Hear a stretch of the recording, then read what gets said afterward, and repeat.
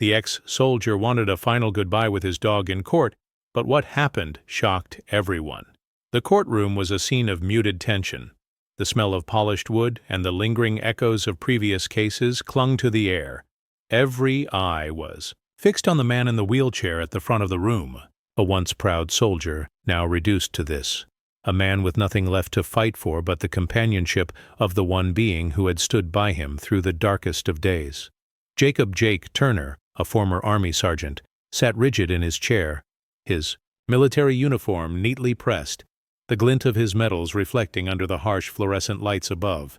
But it wasn't the medals that held the room's attention. It was the large German shepherd sitting quietly beside him, its eyes watchful, alert, and loyal. The dog, named Bear, was no ordinary dog. To Jake, Bear was family. To Bear, Jake was the reason for every wag of the tail, every protective growl, and every guard of his life. Jake's fingers trembled as they rested on the leash. His gaze flickered toward the judge, Judge Ellis Harper, an imposing figure who had presided over hundreds of cases yet now appeared unsure of what was coming. "Sergeant Turner," Judge Harper's voice broke the silence, sharp and commanding, "this is your final chance to speak. The military has decided that Bear will be reassigned. You understand the decision?" Jake nodded. The words caught in his throat. He'd fought in wars, faced danger countless times, but this moment, this final goodbye, was harder than any battle he had fought. His voice cracked as he spoke. "Your Honor, Bear is not just a dog," Jake began, his voice raw with emotion. "He's not a piece of equipment or a tool to be discarded. He saved my life more times than I can count. When I came home, broken and lost, he was the only one who didn't look at me like I was a ghost. He's my family. Please don't take him from me." The courtroom was silent, save for the faint whimper of Bear, who nudged Jake's leg gently with his nose. The eyes of the room softened with sympathy, but Jake could feel the weight of the judge's gaze upon him, his hands tightening around the gavel. Before the judge could speak, Bear's ears pricked up. The room seemed to shift in the air, and the dog began to growl, low and rumbling, as if sensing something that no one else could. A ripple of unease spread through the courtroom as Bear's growl deepened. It wasn't the playful bark of a dog asking for attention. This was different. Bear's posture shifted. He was tense, alert, his eyes locked on the far corner of the room. Jake's grip tightened on the leash, and a cold chill ran down his spine. "Bear!" Jake called out, his voice shaky. "What is it, boy?" But the dog didn't respond to the command. Instead, his growls grew louder, more insistent, and he stood up, taking a few steps toward the back of the courtroom, his eyes never leaving the shadowed doorway. The judge's eyes narrowed as he surveyed the room. "Control your dog, Sergeant," he said with a tone of annoyance, though there was a slight edge to his voice now. He hadn't expected a disruption, not today, but Jake wasn't focused on the judge. He was focused on Bear, whose growls had now turned into frantic barks. The dog moved quickly, pulling at the leash as though trying to break free, his body language unmistakable. Something was wrong. "He's not misbehaving," Jake said, his voice rising with urgency. "He only does this when there's danger. He senses something."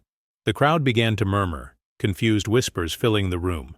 Some looked at each other, uncertain if they should believe Jake, but then a sound cut through the air.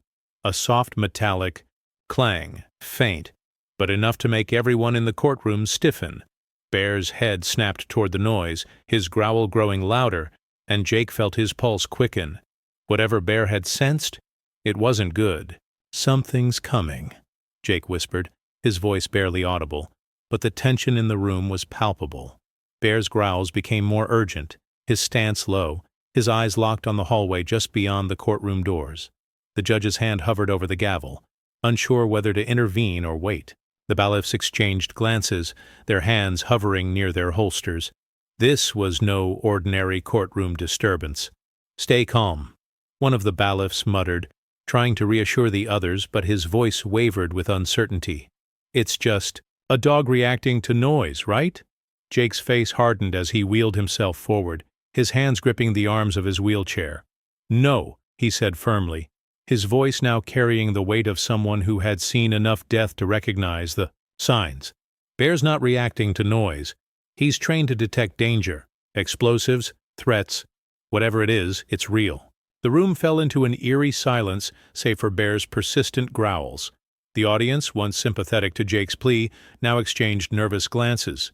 The atmosphere had shifted, and a sense of dread was settling over everyone. Suddenly, Bear stopped barking. The stillness in the room was deafening, and for a moment it seemed like nothing was happening. But then, with a sudden, sharp movement, Bear's body went rigid, his growl turning into a low, menacing rumble that sent a shiver through the room. The courtroom doors creaked, and the air felt heavier, charged with an unseen tension. Jake's heart raced as Bear's growls intensified, each sound vibrating through the room like an omen. "Something's wrong," Jake muttered under his breath, but no one dared to move. The bailiffs had their hands on their weapons now, but their confidence was fading. The larger of the two, a man named Marcus, stepped forward slowly, his gun raised, but he wasn't sure what he was aiming at.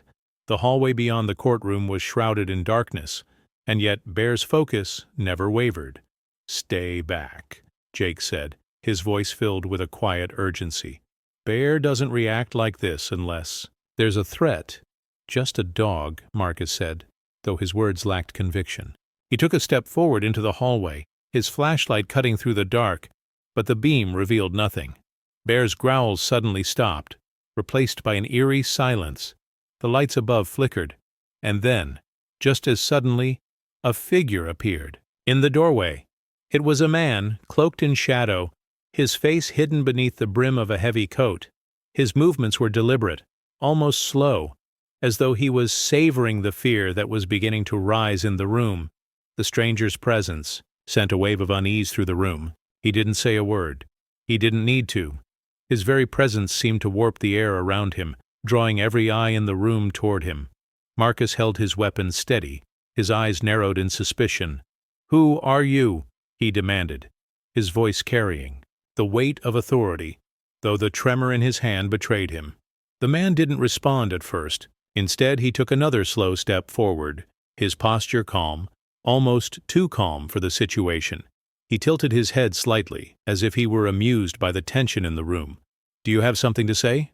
Marcus asked again, his tone growing more forceful, but still uncertain. The man finally lifted his head, and his gaze locked with Jake's. It was as if he could see straight through him. "I'm not here to hurt anyone," the stranger said smoothly. "But I want the dog. He's special, isn't he?" Jake felt his stomach drop. Bear's growls had stopped, but the tension in the room had reached a fever pitch. The man was no longer just a figure in the doorway. He was here for Bear, and whatever his intentions were, they were far darker than anyone could have imagined. The air in the courtroom was thick with tension. Bear, though silent now, stood at attention, his body coiled like a spring, his eyes locked on the stranger. The man's words had sent a ripple of dread through everyone. How did he know about Bear? What did he want with him? "You're not taking him," Jake said, his voice unwavering, though his heart hammered in his chest. "He's not just a dog. He's my partner, my family. You'll have to go through me." The stranger's smirk faded, replaced by a cold, calculating gaze. "You're making this more complicated than it needs to be," he said, his voice calm but with an edge of menace. "But you'll see soon enough. This isn't over." And with that, the man stepped back, motioning for his companions to follow. The room remained frozen as the figures disappeared into the darkness. But the tension had not lifted. Something far bigger was at play, and the battle for Bear was far from over. Jake remained in his wheelchair, his hand still gripping Bear's leash. The dog's focus never wavered. Whatever was coming, they would face it together, because their bond, one forged in the heat of battle, was unbreakable.